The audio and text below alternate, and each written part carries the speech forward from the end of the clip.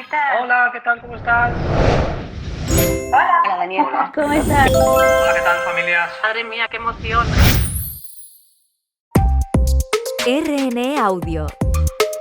Descarga la app y disfruta de los programas de RNE y nuestros podcasts originales.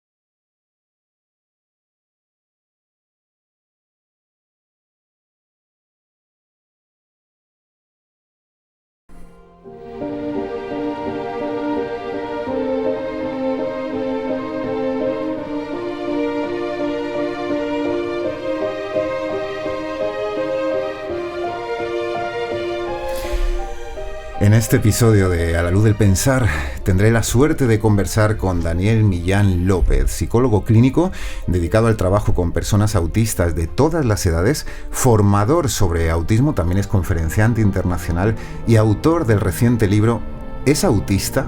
¿Y ahora qué?, que lleva por subtítulo Guía para familias tras el diagnóstico y está publicado en Destino. Daniel Millán López, bienvenido a Radio Nacional de España. Muchísimas gracias, ¿qué tal? Un placer, muchas gracias por acompañarme en A la luz del pensar. Y una pregunta personal para comenzar, Daniel, siempre comienzo por algo personal para acercar a nuestros oyentes, a quienes nos están escuchando, para acercarles a ti, a quien está aquí a mi lado, en los estudios de Prado del Rey de Radio Nacional, de la Casa de la Radio. ¿Puede un psicólogo, Daniel, manejarse emocionalmente en este contexto tan emocionalmente inestable? Pues muy buena pregunta. Creo que es una de las cosas además que estamos empezando a tener en cuenta en los últimos años, la necesidad de los profesionales de la salud mental, en concreto los psicólogos clínicos y sanitarios, el cuidarnos a nivel emocional para poder dar un mejor servicio. Evidentemente esto es algo que es realmente complejo y que, por ejemplo, en nuestra profesión es muy, muy, muy complicado porque las posibilidades que hay en que te involucres a nivel emocional en la intervención son altísimas y eso pues bueno, pues puede ser una ventaja, pero también puede tener unos costes muy importantes, y ahí está, ¿no? Intentar encontrar ese equilibrio entre ser muy cercanos, ser muy humanos, además de profesionales, y poder seguir teniendo esa barrera que nos permite muchas veces acometer ciertas intervenciones que no pondríamos si estuviésemos involucrados totalmente a nivel emocional.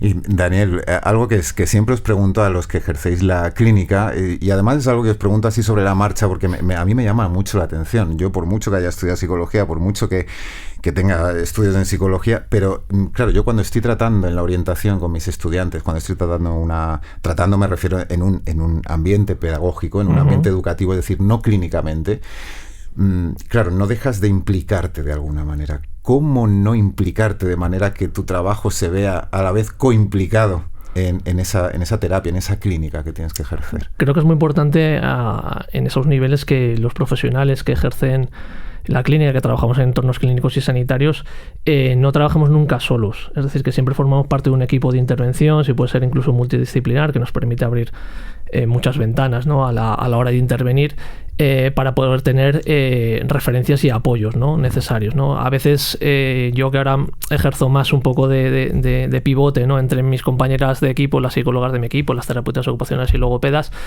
lo veo desde fuera y lo veo muy fácil, ¿no? Porque es cuando lo ves desde otro prisma, ¿no? Pero cuando estás involucrado, cuando estás muy metido ahí en la intervención, a veces como decía antes, ¿no? Es difícil encontrar el equilibrio, ¿no? De no implicarte demasiado, porque eso puede ser contraproducente a muchos niveles, ¿no? Y en las intervenciones que se hacen a nivel psicológico, es muy frecuente que se produzcan unos fenómenos que implican mucho establecer lazos emocionales, ¿no? con las personas con las que trabajamos, que a veces impiden la intervención a nivel clínico y sanitario. Entonces, encontrar el equilibrio es complicado, y por eso es importante tener referentes y tener compañeros que nos ayuden a tener una visión un poquito más objetiva a veces, porque a veces la perdemos. Me gusta mucho esto que dices de lo interdisciplinar, porque a veces también cada uno se mete en su gremio y parece que con nuestro propio conocimiento sirve.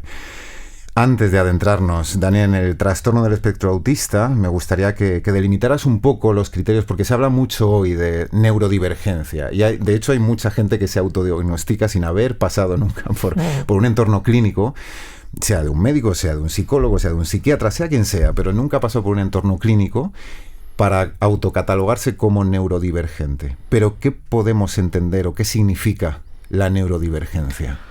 A lo mejor no soy la persona más indicada para responder a esto, porque el término neurodivergencia realmente viene de las ciencias sociales, no viene del ámbito clínico y sanitario, ¿no? Y eso es uno de los grandes retos que tenemos hoy en día, ¿no? Desde los ámbitos clínicos y sanitarios, precisamente, ¿no?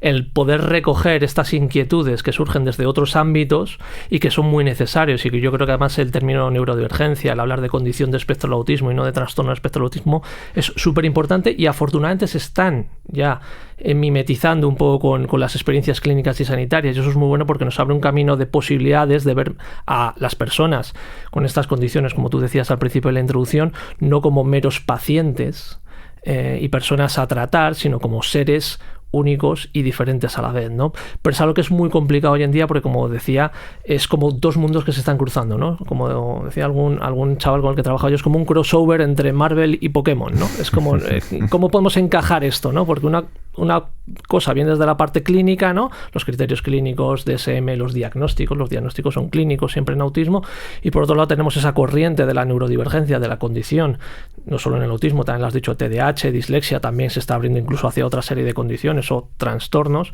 y cómo podemos compaginar todo eso desde un punto de vista coherente y objetivo, ¿no? Y es el grandísimo reto que tenemos ahora los profesionales que trabajamos en neurodesarrollo, precisamente.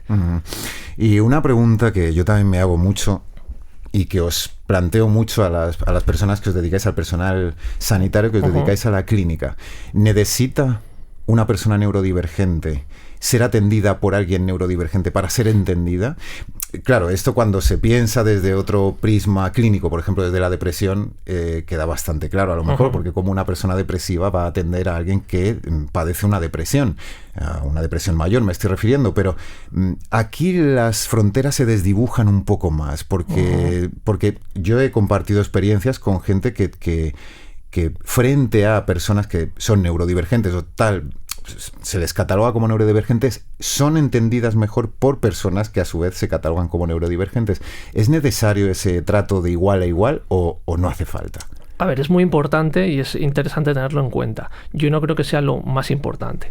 Para mí lo más importante es que esa persona, esa profesional, en este caso, si trabaja en neurodesarrollo, si quiere trabajar con una persona en el espectro, por ejemplo, o TDAH, tiene que ser experta en neurodesarrollo y también experta en psicopatología. Esa es la parte principal en cuanto a los conocimientos que se deben tener.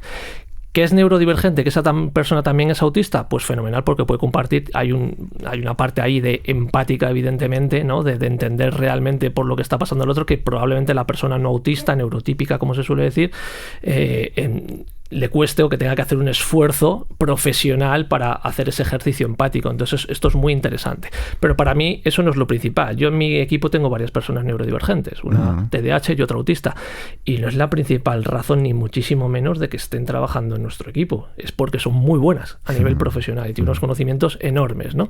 Pero sí es cierto que es un puntito que se tiene en determinados casos que puede facilitar, sobre todo esos primeros días, ¿no? De primer contacto, de intervención, que se necesita un acercamiento a nivel emocional y a nivel empático muy importante, mucho más que la intervención, ¿no? Y el planteamiento de objetivos terapéuticos, ¿no? Entonces puede ser muy interesante en ese sentido, pero como te digo, para mí la parte más importante son los conocimientos y la experiencia que tenga esa persona.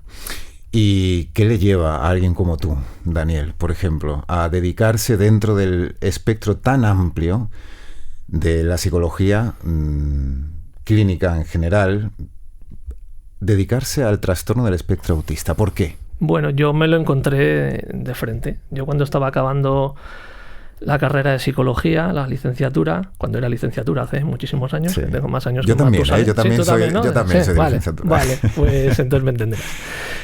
Pues yo cuando estaba acabando la carrera me dedicaba, pues compaginar con trabajos y yo cuidaba, ¿no? Hacía no intervención, pero sí de acompañamiento, ¿no? Lo que se denomina acompañamiento a personas con diversas, en esa época evidentemente no se hablaba de neurodivergencia ni muchísimo menos, incluso se hablaba de patologías, ¿no? Y entonces trabajaba con chavales en el espectro, con TDAH, otros que no se sabía qué es lo que tenían, y me encontré una persona que no se sabía qué es lo que sucedía con esta persona y que resultó ser lo que antes se conocía un trastorno, un síndrome de Asperger, ¿no? Que hoy en día sería un trastorno de espectro autista. Sí. Y me pareció tan increíble, me pareció tan alucinante cómo procesaba esta persona en su cabeza ciertas cosas, ciertos contenidos de su pensamiento, que decidí dedicarme a ello, ¿no? Porque me parecía apasionante, y hasta hoy en día es que me sigo sorprendiendo muchísimas veces de las cosas que me encuentro, que me relatan las propias personas en el espectro y sus familias, ¿no? Es una condición que no deja de sorprenderme y eso me parece maravilloso, aunque también tenga partes muy complejas y muy difíciles. Daniel, te voy a hacer quizá la pregunta que intenta responder un poco, porque tú lo avisas al principio del libro, que este volumen es autista. Y ahora, ¿qué guía para familias tras el diagnóstico? Publicado en Destino por Daniel Millán López, con quien estoy hablando hoy en A la Luz del Pensar en Radio Nacional de España. Dices que en realidad no es un libro para hacernos clínicos a quienes los leemos, que no es un manual de diagnóstico tal cual, sino que es justamente un camino por el que podemos transitar para hacernos algunas ideas y para no sentirnos absolutamente desorientados, sobre todo cuando se recibe el diagnóstico. Uh-huh. Pero como psicólogo clínico especializado en la clínica del trastorno del espectro autista, ¿cómo se diagnostica un TEA? Pues es un diagnóstico clínico. ¿Esto qué quiere decir? Que es un diagnóstico que es por observación, principalmente, y ahí radica la dificultad, ¿no? Salvo en algunos casos de los que se denomina autismos secundarios, autismos sindrómicos o cromosómicos, que son esas personas que tienen un síndrome X frágil, un síndrome de Down, un síndrome de Rett, que hay un marcador genético muy claro.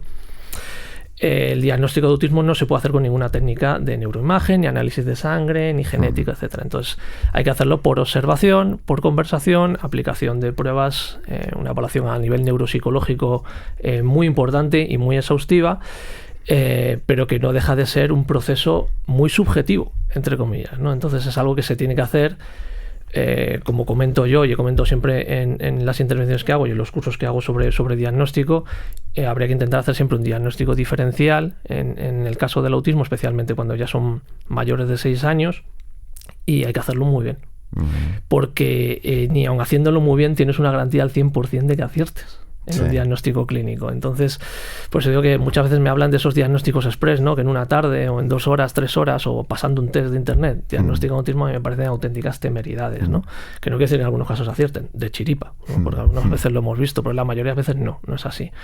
Entonces es un diagnóstico que tiene que hacerse con un profesional que sea experto para empezar en neurodesarrollo, porque el autismo es solo uno de los trastornos o considerados trastornos del neurodesarrollo, pero también psicopatología, porque muchas de las características de los síntomas, aquello que se ve, ¿no? Como dificultades que pueda tener una persona en el espectro del autismo, es muy común una miriada de trastornos o condiciones que nada tienen que ver con el neurodesarrollo, ¿no? Entonces tienes que conocer todos esos trastornos, todas esas condiciones también, para poder delimitar, ¿no? Y saber qué es lo que está pasando. Y a veces es muy complicado y a veces es muy difícil. Y una de las cosas que señalo yo, por ejemplo, a las familias o los diagnósticos que hacemos en el equipo es que hay una posibilidad que, aunque hagamos un diagnóstico muy exhaustivo, nosotros a veces estamos meses, a lo mejor 40, 50, 60, 70 sesiones. Yo el año pasado estuve en un caso 8 meses con otros 7. A veces no llegas a ninguna conclusión. Para el diagnóstico. Para el diagnóstico. Porque no encaja con nada de lo que existe escrito en la bibliografía, ¿no? En los manuales de criterios clínicos, ¿no? Ni siquiera en tu experiencia clínica. A lo mejor a veces se ven casos muy raros, ¿no? Que comentas incluso con otros profesionales, los sacas del equipo y ya es como, aquí pasa algo, pero no sé qué es lo que es. Puede pasar. Y esto pasa en diagnósticos exhaustivos. Imagínate cuando se hacen diagnósticos ahí, como digo yo, express, ¿no? Ya. Y vale, yo soy un padre, yo soy una madre que acaba de recibir el diagnóstico, vale, su hijo está en el espectro del trastorno autista. ¿Qué hacer ahí, Daniel? Bueno, lo primero, creo que es muy importante que los profesionales dediquemos más tiempo a la devolución de los diagnósticos. Muchas de las cosas que hago yo en intervenciones con familias es dar explicaciones que no tendría que dar yo, que se las tendría que dar el profesional que diagnosticó a sus hijos, a sus familiares, quien sea, ¿no? Creo que debería formar parte al menos de un 20% de tiempo de todo el proceso de diagnóstico, el dar las explicaciones necesarias, porque esto nos ahorra muchísimo dolor y muchísima pérdida de tiempo y muchísimas falsas esperanzas también. Hay que decirles a los padres que su hijo es autista y que va a ser autista siempre, va a estar en el espectro siempre, es una condición que se tiene desde que se nace y que no se pierde nunca. Entonces, en esto insistes mucho en el libro. Buscar la solución mágica, el revertir, es una absurdez, es una pérdida de tiempo, de esperanzas, y también, para empezar, porque si tu hijo dejase de ser autista, es que ya no sería tu hijo, sería otra persona. Pero es que además es que eso no es posible, ¿no?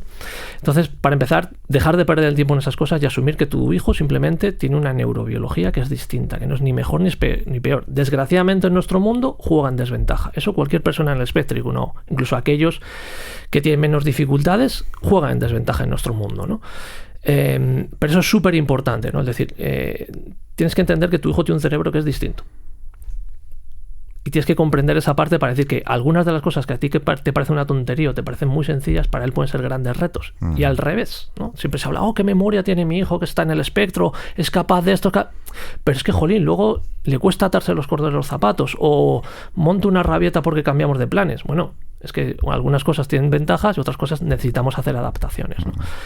Y eso es lo principal, ¿no? El que sepan que su hijo sigue siendo su hijo, sigue siendo una persona, un ser maravilloso, pero que tienen que quitarse de la cabeza esa idea, ¿no? de revertir el autismo que les lleva a buscar las curas milagrosas. O de extirpar a veces, incluso. Sí, se habla, ¿no? Y de buscar culpable, ¿no? Y entonces, ¿qué ha sido esto? ¿Ha sido una vacuna? ¿Ha sido lo uno? ¿Ha sido lo otro? Como si buscando el responsable, que encima no lo va a encontrar, pudiesen sentirse mejor, ¿no? Y no sirve absolutamente nada. Lo que hace es realizar una intervención respetuosa para con la persona en el espectro. Eso es lo principal. Daniel, me gustaría hacerte una pregunta que me incumbe directamente como docente. Claro, aparte de ser orientador, no hace falta ese orientador en bachillerato.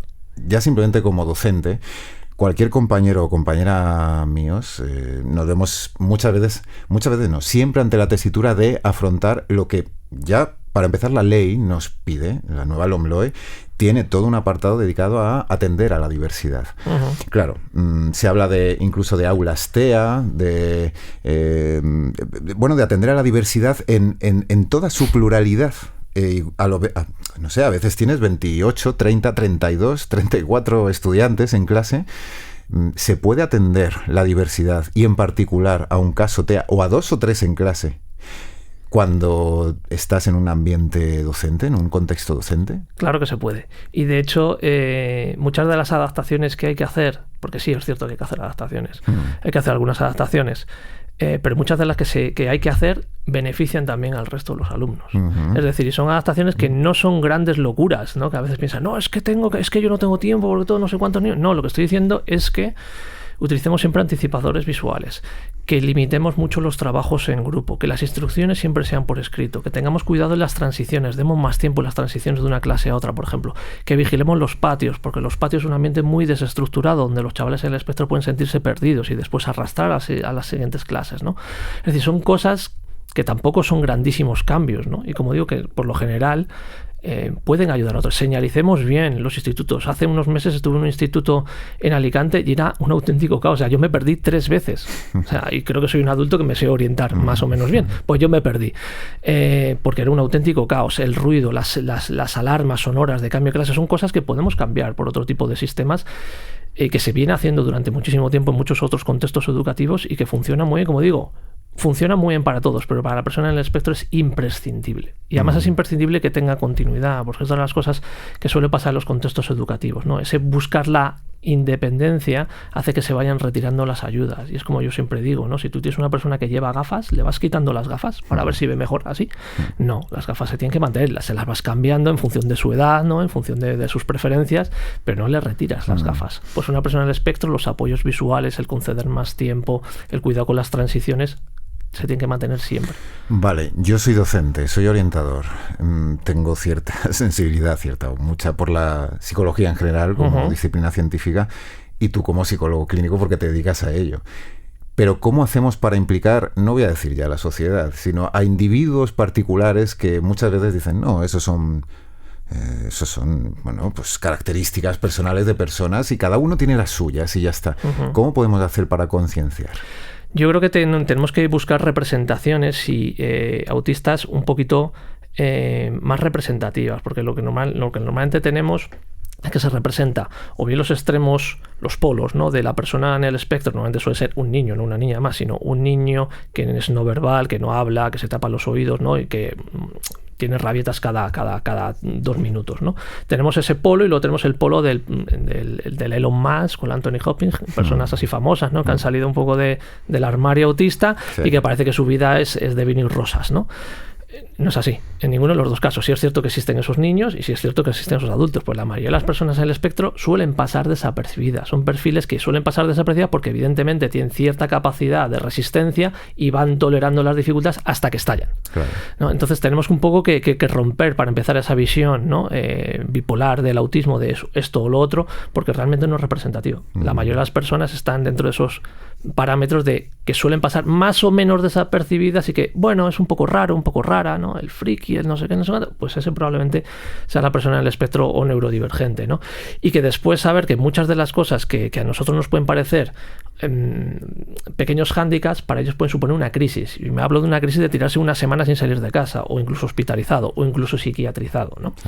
Entonces un poco tenemos que dar visiones más realistas de lo que es el espectro autista, porque si no, no le vamos a dar importancia a esas dificultades, porque a veces ni siquiera los propios personas en el espectro se las dan, ¿no? Porque quieren ser como los demás, ¿no? Entonces, por ejemplo, una persona en el espectro que puede entrar en crisis porque tiene que hacer una llamada telefónica para pedir una cita, claro, se siente súper culpable porque todos los demás lo hacen sin problemas, entre comillas, ¿no? Y para esa persona puede ser un gran hándicap precisamente por su modo de procesamiento, la forma en la que procesa su cerebro, ¿no? En cambio, esa persona a lo mejor es capaz de hacerte, no sé, un análisis cuántico de yo qué sé, cosas. Yo veo unas cosas que me dejan alucinado, ¿no? Pero lo digo, ostras, es que las personas en el espectro, como suelo decir, ¿no? Son increíblemente capaces en muchas cosas y luego extrañamente torpes en otras, que nos pueden parecer muy sencillas, ¿no? Entonces, esas cosas que a nosotros nos parecen tonterías, para una persona en el espectro puede ser una hecatombe. Entonces, a nivel emocional y a nivel empático tenemos que intentar ser más, no sé, sensibles con esa parte, porque ninguneamos sus dificultades. Es una cosa que después van arrastrando, ¿no? Y cuando nos llegan personas en el espectro adultas, nos llegan muy machacadas de que son unos inútiles, que son unos vagos, que son unos quejicas, ¿no? Que son unos dramáticos, dramáticas. Y no es así. Están sometiendo a su cerebro una tensión para la que no está diseñada simplemente, ¿no? Entonces tenemos que buscar esa visión más realista del autismo, con los pros y también con los contras, ¿no? Pero que sea más real. Y para ir aterrizando la entrevista, para ir terminándola hacia lo personal, Daniel, te voy a lanzar 4 preguntas que tienen que ver, las 4, con lo personal. La primera es, ¿qué te muestra, qué cara del mundo te muestra o qué te enseña estar a diario tratando con personas del espectro del trastorno autista?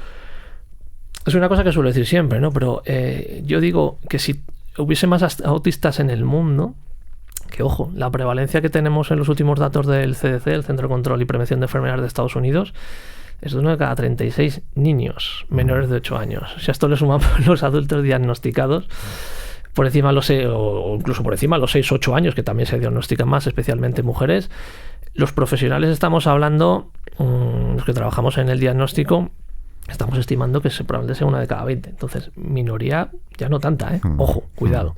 Pero siempre digo lo mismo. Yo creo que si hubiese más personas en el espectro, el mundo iría mejor. Porque son personas que son más coherentes, son más pragmáticas, son más razonables, son más ecuánimes. Son características que beneficiarían muchísimo al mundo. Entonces, yo siempre que estoy con una persona en el espectro y me dice esas cosas de, es que esto no es justo, esas reglas no escritas que son absurdas, siempre digo, es que tienes razón, es que tienes toda la razón del mundo, es que ¿con qué te voy a decir? Que sí, es que es injusto, ¿qué vamos a hacer? Es una regla social absolutamente estúpida, ¿no? Que nos han impuesto y que la seguimos perpetuando generación tras generación, ¿no? Entonces me enseña un poco a ver la realidad de un prisma muy objetivo, y es una cosa que a mí me parece maravilloso porque a veces lo perdemos, ¿no? En lo social, ¿no? De estos arquetipos continuos que hay, ¿no? Estas no sé, como digo, estos se me dio la palabra, estos imperativos, sí, necesidades, esas necesidades y esos protocolos a veces absurdos que dices tú, pero si somos personas, somos seres humanos, eres igual que yo, ¿no?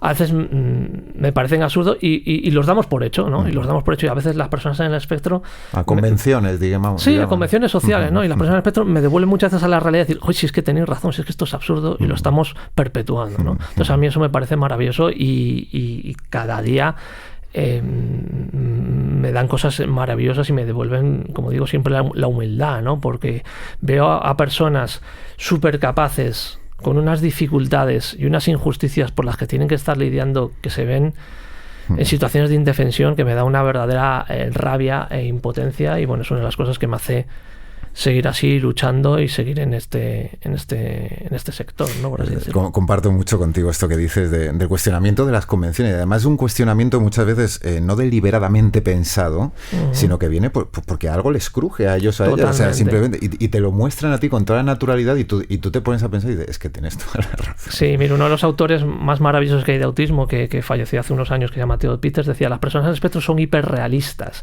Entonces, todo aquello que sea absurdo les va a hacer un clic en el cerebro, ¿no? Entonces ese clic nos falta muchas veces a las personas no autistas, a los neurotípicos, ¿no? Que nos dejamos llevar por esas tonterías y esos convencionalismos y no decimos, espera, esto es absurdo, vamos a plantearnos por qué lo estamos haciendo.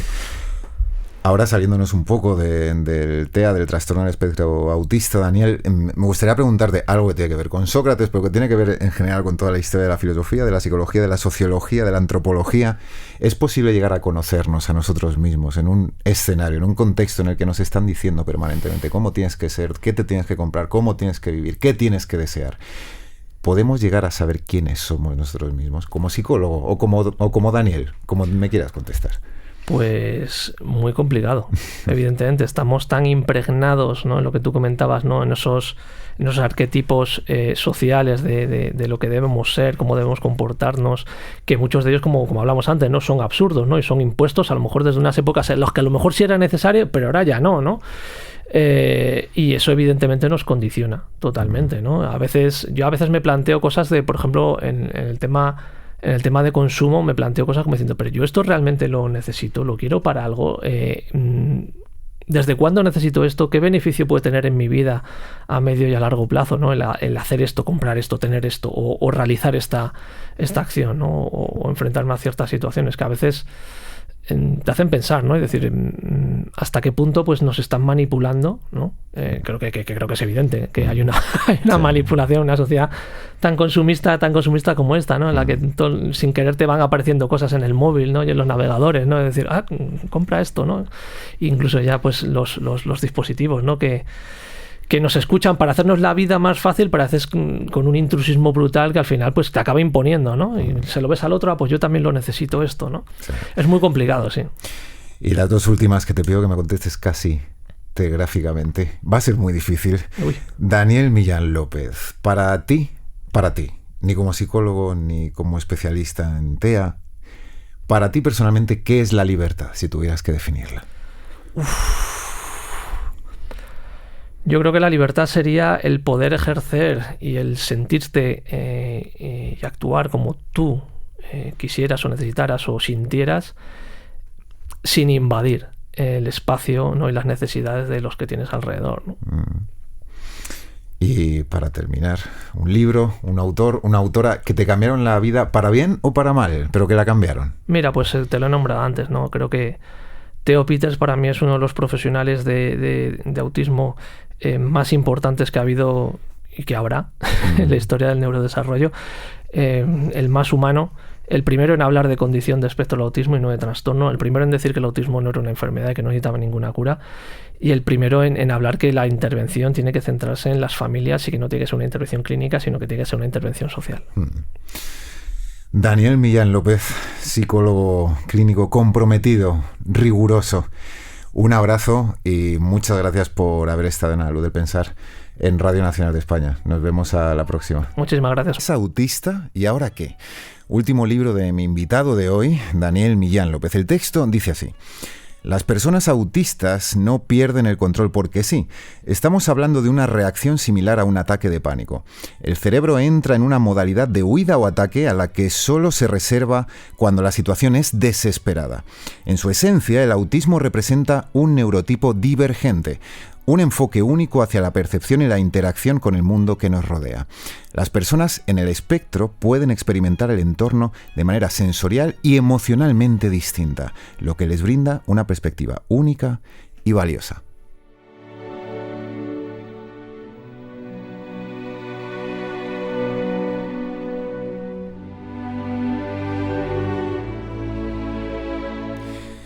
Y hasta aquí un nuevo episodio de A la Luz del Pensar, el podcast de pensamiento, de filosofía, para pensarnos, de Radio Nacional de España, desde los estudios de la Casa de la Radio de Prado del Rey, con Roberto Klein en la técnica. Se despide Carlos Javier González Serrano. Seguiremos reflexionando cada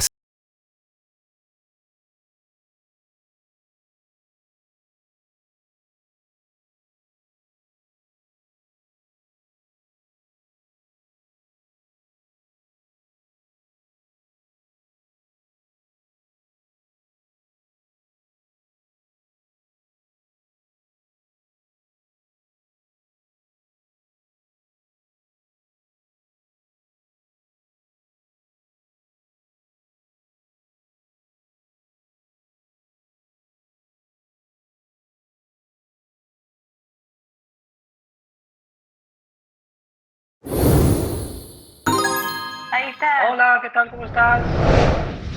Hola, Daniel. Hola. ¿Cómo estás? Hola, ¿qué tal, familias? Madre mía, qué emoción.